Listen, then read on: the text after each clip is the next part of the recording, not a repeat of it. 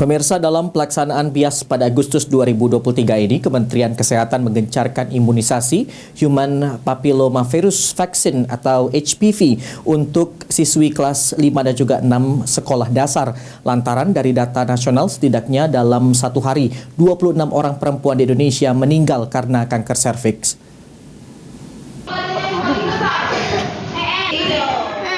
Dalam pelaksanaan bulan imunisasi anak sekolah pada Agustus 2023 ini, Kementerian Kesehatan menggencarkan imunisasi Human Papillomavirus Vaccine untuk siswa kelas 5 dan juga 6 sekolah dasar secara nasional.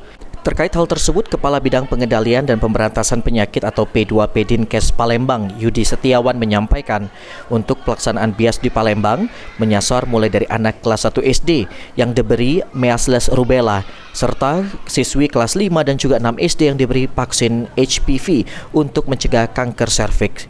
Sementara itu, untuk pelaksanaan vaksin bagi siswa SD di Palembang secara keseluruhan, saat ini masih di angka 10% dari total target sekitar 30.000 anak kelas 1 SD dan juga 14.000 siswa kelas 5 dan juga 6 SD. Lambatnya capaian pemberian imunisasi dikarenakan terkendalanya pengiriman vaksin hingga adanya perayaan kemerdekaan. Yudi menambahkan pihak Dinkes Palembang sendiri akan berupaya untuk mengejar target 80% imunisasi bagi anak sekolah hingga 80% dalam 2 minggu ke depan.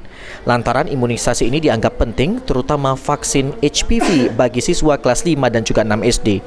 Mengingat dari data nasional, setidaknya dalam satu hari 26 orang perempuan di Indonesia meninggal karena kanker serviks. Dan sekitar 14.000 anak kelas 5 SD yang perempuan yang harus diberi vaksin HPV. Nah, mudah-mudahan kita kejar dalam waktu 1 atau 2 minggu ini bisa mencapai target paling tidak 80%.